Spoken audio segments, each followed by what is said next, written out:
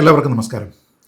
കഴിഞ്ഞ 2 വർഷത്തിനിടെ നടന്ന 3 പൊതു തെരഞ്ഞെടുപ്പുകളിൽ അതിലൊന്ന് ലോക്സഭാ തെരഞ്ഞെടുപ്പ്, മറ്റൊന്ന് തദ്ദേശഭരണ തെരഞ്ഞെടുപ്പ്, ഇനിയൊന്ന് നിയമസഭാ തെരഞ്ഞെടുപ്പ്. ഇത് മൂന്നിലും പൊട്ടിപ്പാളീസായ ഒരു പാർട്ടിയാണ് CPM. അങ്ങനെ പെരുവഴിയിൽ നിൽക്കുന്ന സമയത്താണ് CPMന് ഇപ്പോൾ പുതിയൊരു ആശയം കിട്ടുന്നത്, പുതുവഴികൾ തേടാം എന്ന്. അതുമായി ബന്ധപ്പെട്ട് വാട്സാപ്പ് ഗ്രൂപ്പുകൾ, ഇമെയിൽ അഡ്രസ്സുകൾ, അങ്ങനെ കുറേയധികം വെർച്വലായിട്ടുള്ള സജഷൻസും ഫീഡ്ബാക്കും ഒക്കെ സ്വീകരിച്ച് അതിനനുസരിച്ച് പാർട്ടി ഇനി ഇംപ്രൂവ് ചെയ്യും, ആൾക്കാരുടെ പ്രതീക്ഷയ്ക്കൊത്ത് ഉയരും എന്നൊക്കെയാണ് കഴിഞ്ഞ ദിവസം CPMൻ്റെ സംസ്ഥാന സെക്രട്ടറി ശ്രീ MV ഗോവിന്ദൻ ഒരു പത്രസമ്മേളനത്തിൽ പറഞ്ഞത്. ഇങ്ങനെയുള്ള വാട്സാപ്പ് ഗ്രൂപ്പുകളെക്കുറിച്ചൊക്കെയാണ് അദ്ദേഹം പറഞ്ഞത് എങ്കിലും അതിന് മറ്റൊരു ഉദ്ദേശം കൂടി ഉണ്ടായിരുന്നു. CPM അവരുടെ പരാജയത്തിൻ്റെ കാരണമായി പരക്കെ വിമർശിക്കപ്പെട്ടിരിക്കുന്ന ചില വിഷയങ്ങളിൽ മാപ്പ് പറയുന്ന അല്ലെങ്കിൽ കുറ്റമേറ്റു പറയുന്ന ഒരു ലേലുവല്ലു കൂടി അദ്ദേഹത്തിൻ്റെ പത്രസമ്മേളനത്തിൽ ഉണ്ടായിരുന്നു. എന്നാൽ ശ്രദ്ധിച്ചു നോക്കിയാൽ അദ്ദേഹത്തിൻ്റെ ആ അഡ്മിഷനുകളിലൊന്നും തന്നെ ഒരു തരത്തിലുള്ള രാഷ്ട്രീയ ആത്മാർത്ഥതയും ഉണ്ടായിരുന്നില്ല എന്ന് മനസ്സിലാക്കാം. അദ്ദേഹം കോട്ട് ചെയ്തിരിക്കുന്ന 4-5 വിഷയങ്ങളുണ്ട്. പക്ഷേ അതിൽ ഓരോന്നിലും എന്തൊക്കെ കാരണത്താലാണോ CPM വിമർശിക്കപ്പെട്ടത്, ആ കാരണങ്ങളെ അദ്ദേഹം പൂർണ്ണമായി കൈയൊഴിഞ്ഞുകൊണ്ട് മറ്റു ചില കാരണങ്ങൾ എടുത്തുകൊണ്ട് അതായിരുന്നു പ്രധാനപ്പെട്ട പ്രശ്നം എന്ന് വരുത്തി തീർക്കുന്നതിനാണ് അദ്ദേഹം ശ്രമിച്ചത്. അദ്ദേഹത്തിൻ്റെ പത്രസമ്മേളനം ഒരു കുറ്റസമ്മതമായിട്ട് കാണേണ്ടതില്ല. അതിൽ പല കാര്യങ്ങളും മറച്ചു വയ്ക്കാനായിട്ടുള്ള ശ്രമം നടന്നു എന്ന് പറയുന്നത് എന്തിൻ്റെ അടിസ്ഥാനത്തിലാണ് എന്ന് അതിലുള്ള ഓരോ വിഷയവും നോക്കിക്കൊണ്ട് അവലോകനം ചെയ്യുകയാണ് ഈ വീഡിയോയിൽ നോക്കാം. ഒന്നാമത് അദ്ദേഹം പറഞ്ഞത്, പമ്പയിൽ നടത്തപ്പെട്ട വ്യാപകമായി വിമർശിക്കപ്പെട്ട ആഗോള അയ്യപ്പ സംഗമത്തിൽ UP മുഖ്യമന്ത്രിയും BJP-കാരനുമായിട്ടുള്ള യോഗി ആദിത്യനാഥിൻ്റെ സന്ദേശം വായിച്ചത് നല്ല രീതിയിലത്തേക്ക് സ്വീകരിക്കപ്പെട്ടിട്ടില്ല, അത് തെറ്റായിപ്പോയി എന്നാണ് അദ്ദേഹം പറഞ്ഞത്. സത്യത്തിൽ ആഗോള അയ്യപ്പ സംഗമം വിമർശിക്കപ്പെട്ടത് ഈ യോഗി ആദിത്യനാഥിൻ്റെ സന്ദേശം വായിച്ചു എന്നതിൻ്റെ അടിസ്ഥാനത്തിലായിരുന്നില്ല, മറിച്ച് അതുമായി ബന്ധപ്പെട്ട ഒരു രാഷ്ട്രീയ മുതലെടുപ്പിന് വേണ്ടി CPM ശ്രമിച്ചതുകൊണ്ടാണ്. വെള്ളാപ്പള്ളി നടേശൻ ഉൾപ്പെടെയുള്ള വിവിധ ഹിന്ദു സമുദായ നേതാക്കന്മാരെ ശ്രീ പിണറായി വിജയനൊപ്പം ഒരേ വേദിയിൽ, അതും ശബരിമലയുടെ ബാക്ക്ഡ്രോപ്പിൽ കൊണ്ടുവന്ന് തദ്ദേശ ഭരണ തെരഞ്ഞെടുപ്പിന് മുൻപായിട്ട് ഒരു വിഭാഗത്തിൻ്റെ ആകെ പിന്തുണ തങ്ങൾക്കാണ് എന്ന് പറയുന്നതിനുള്ള ഒരു ഒളിച്ചുകടത്തലായിരുന്നു അതിൽ നടന്നിരുന്നത്. പിന്നീട് ഇതുമായി ബന്ധപ്പെട്ട് കൂടുതൽ വിമർശനമുണ്ടായത് ഇതിൻ്റെ കണക്കുകളിലുള്ള സുതാര്യത ഇല്ലായ്മയെക്കുറിച്ചായിരുന്നു. അതായത് ദേവസ്വം ബോർഡിനോട് ഫണ്ട് ചെലവാക്കാൻ പാടില്ല എന്ന് ഹൈക്കോടതിയുടെ കൃത്യമായിട്ടുള്ള നിർദ്ദേശമുണ്ടായിട്ടും പണത്തിനെ സൈഫൺ ഓഫ് ചെയ്തതായിട്ട് കൃത്യമായി കണ്ടെത്തി. അതേപോലെ ഇതിൻ്റെ ചെലവുകളെല്ലാം തന്നെ പെരുപ്പിച്ച് കാണിച്ചു, കള്ളക്കണക്കുകൾ കെട്ടിച്ചമച്ച് കൊണ്ടുവന്നപ്പോഴാണ് അത് വിമർശിക്കപ്പെട്ടത്. രാഷ്ട്രീയമായിട്ട് ഒരുപക്ഷെ CPMനോട് ചേർന്ന് നിൽക്കുന്ന കുറച്ചധികം ആൾക്കാർ മാത്രമായിരിക്കാം യോഗി ആദിത്യനാഥിൻ്റെ സന്ദേശം വായിച്ചതുമായി ബന്ധപ്പെട്ട് വിമർശനം ഉന്നയിച്ചത്. അതല്ലാതെ ആഗോള അയ്യപ്പ സംഗമത്തിൻ്റെ പ്രധാനപ്പെട്ട പ്രശ്നങ്ങൾ എന്നത് യോഗി ആദിത്യനാഥിൻ്റെ സന്ദേശവുമായി ബന്ധപ്പെട്ടതായിരുന്നില്ല എന്നത് ശ്രീ ഗോവിന്ദൻ മാഷിനറിയാം. പക്ഷേ അതിനെ അദ്ദേഹം അഡ്രസ്സ് ചെയ്യാതെ യോഗിയുടെ സന്ദേശത്തിലേക്ക് മാത്രമായിട്ട് ഈ ഒരു ന്യായീകരണ ക്യാപ്സൂളിനെ അദ്ദേഹം ചുരുക്കി എന്നുള്ളതാണ് നമ്മൾ കണ്ടത്. ആഗോള അയ്യപ്പ സംഗമം നടത്തിയത് തിരുവിതാംകൂർ ദേവസ്വം ബോർഡാണ്. ദേവസ്വം ബോർഡിൻ്റെ ഭരണാധികാരികൾ ആരുമല്ല യോഗി ആദിത്യനാഥിനെ സമീപിച്ചത്, മറിച്ച് ദേവസ്വവുമായി യാതൊരു വിധത്തിലുള്ള ബന്ധവുമില്ല, അതൊരു ഓട്ടോണമസ് സംവിധാനമാണ്, ഇവിടെ പേരിനൊരു മന്ത്രി മാത്രമേ ഉള്ളൂ എന്നൊക്കെ പറഞ്ഞിരുന്ന CPMൻ്റെ മന്ത്രിയായിട്ടുള്ള ശ്രീ VN വാസവൻ നേരിട്ട് ശ്രീ യോഗി ആദിത്യനാഥിന് കത്തയക്കുകയായിരുന്നു. തന്നെയുമല്ല, കേരളത്തിലെ BJP ആ ചടങ്ങ് ബഹിഷ്കരിച്ചിരുന്നപ്പോൾ നിങ്ങളെക്കാൾ വലിയ ആൾ ഈ ഒരു പരിപാടിക്ക് സന്ദേശം അയച്ചിട്ടുണ്ട് എന്ന് സ്ഥാപിക്കുന്നതിന് കൂടി വേണ്ടിയായിരുന്നു അന്ന് യോഗി ആദിത്യനാഥിൻ്റെ സന്ദേശം അവിടെ വായിക്കപ്പെട്ടത്. അതല്ലാതെ മറ്റ് കാരണങ്ങൾ കൊണ്ടായിരുന്നില്ല ആ സന്ദേശം അവിടെ വായിച്ചത്. പ്രധാനപ്പെട്ട വിമർശനങ്ങളെയെല്ലാം അഡ്രസ്സ് ചെയ്യാതെ മാറ്റി നിർത്തി യോഗി ആദിത്യനാഥിൻ്റെ പ്രസ്താവനയെക്കുറിച്ച് മാത്രമാണ് വിശദീകരിക്കാനായിട്ട് ശ്രമിച്ചത് എന്നുള്ളതാണ് ഒന്നാമത്തെ ഇരട്ടത്താപ്പ്. ഇനി രണ്ടാമത് അദ്ദേഹം പറഞ്ഞത്, ശബരിമല സ്വർണ്ണക്കൊള്ളയുമായി ബന്ധപ്പെട്ട് CPMൻ്റെ ജില്ലാ കമ്മിറ്റി അംഗം കൂടിയായിരുന്ന ശ്രീ A പത്മകുമാറിനെതിരെ പെട്ടെന്ന് നടപടിയെടുത്തില്ല എന്ന രീതിയിലത്തേക്കുള്ള ഒരു പൊതുബോധമുണ്ടായി എന്നതാണ്. സത്യത്തിൽ നടപടിയെടുത്തു, പക്ഷേ നടപടിയെടുത്തില്ല എന്ന് പൊതുബോധമുണ്ടായി എന്ന് തോന്നിപ്പോകും അദ്ദേഹം പറയുന്ന ന്യായീകരണം കേട്ടാൽ. സത്യത്തിൽ നടപടിയെടുത്തില്ല എന്നുള്ളത് തന്നെയായിരുന്നു അവിടുത്തെ പൊതുബോധം. കാരണം ഇവരൊരു നടപടിയും എടുത്തിരുന്നില്ല. അത് വ്യാപകമായി വിമർശിക്കപ്പെട്ട സമയത്ത് ശ്രീ ഗോവിന്ദൻ ഉൾപ്പെടെയുള്ള ആൾക്കാർ ആ നടപടിയെടുക്കായ്മയെ ന്യായീകരിക്കുന്നതിന് വേണ്ടിയിട്ടാണ് വന്നിരുന്നത്. ഇനി ശബരിമല സ്വർണ്ണക്കൊള്ളയുമായി ബന്ധപ്പെട്ട് സർക്കാരും പാർട്ടിയും വിമർശിക്കപ്പെട്ടതും പത്മകുമാറിനെതിരെ നടപടിയെടുത്തില്ല എന്നുള്ളതിൻ്റെ പേരിലായിരുന്നില്ല.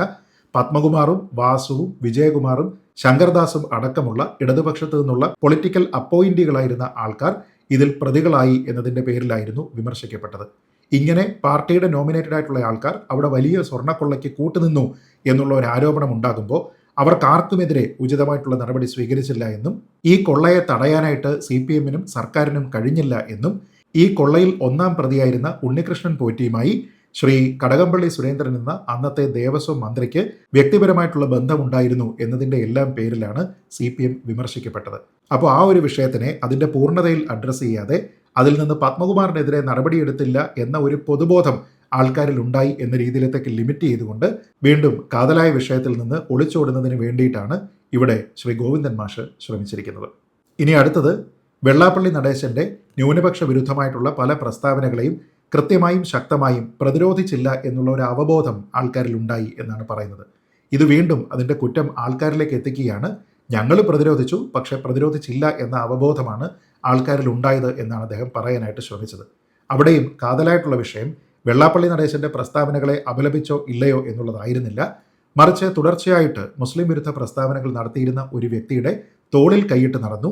അദ്ദേഹത്തിനെ പ്രശംസിച്ച് ആ സമയത്ത് CPMൻ്റെ 1-ാം നമ്പർ നേതാവ് ശ്രീ പിണറായി വിജയൻ അടക്കം പബ്ലിക്കായിട്ട് സംസാരിച്ചു എന്നുള്ളതായിരുന്നു പ്രശ്നം.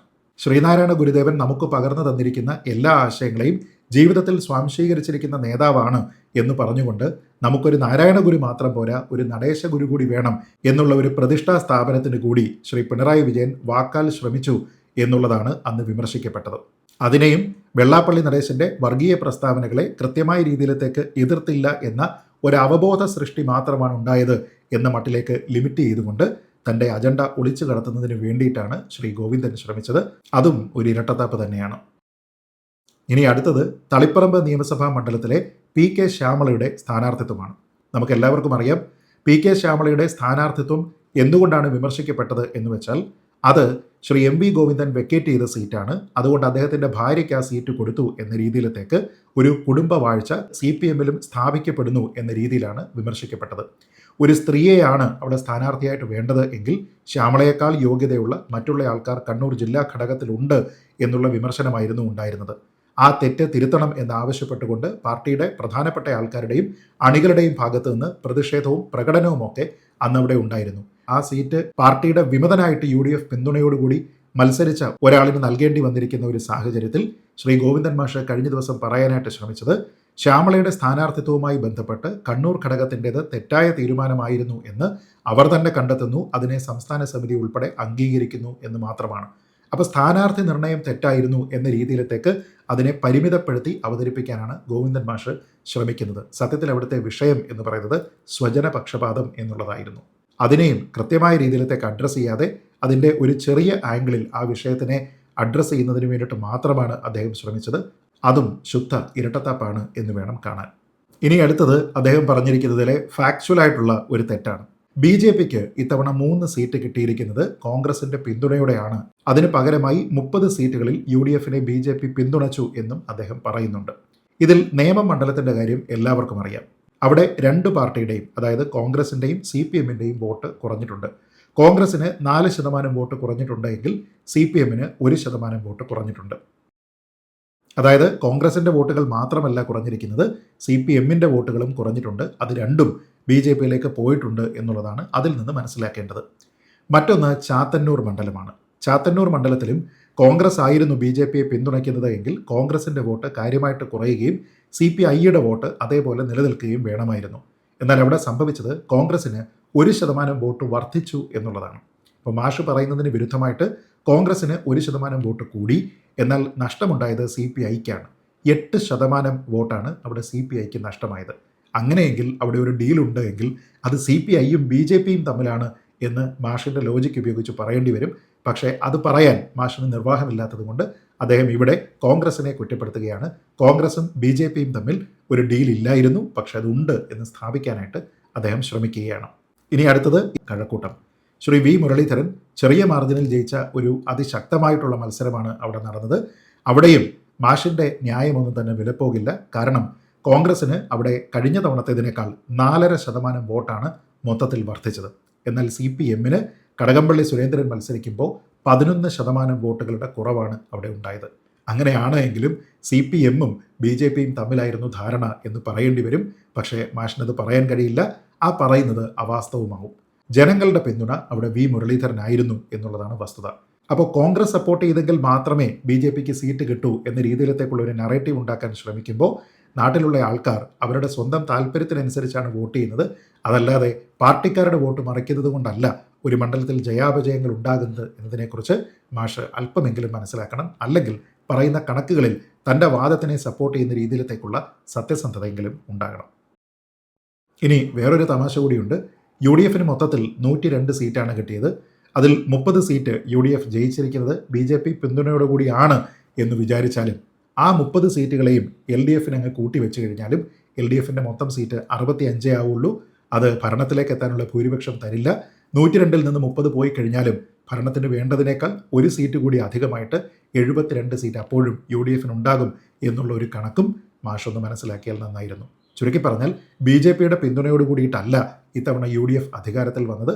അതേപോലെ യു ഡി എഫിൻ്റെ പിന്തുണയോട് കൂടിയിട്ടല്ല BJPക്ക് 3 സീറ്റ് കിട്ടിയിരിക്കുന്നതും. തകർന്ന് തരിപ്പണമായി ആദ്യം സൂചിപ്പിച്ചതുപോലെ പെരുവഴിയിൽ നിൽക്കുന്നത് CPM ആണ്.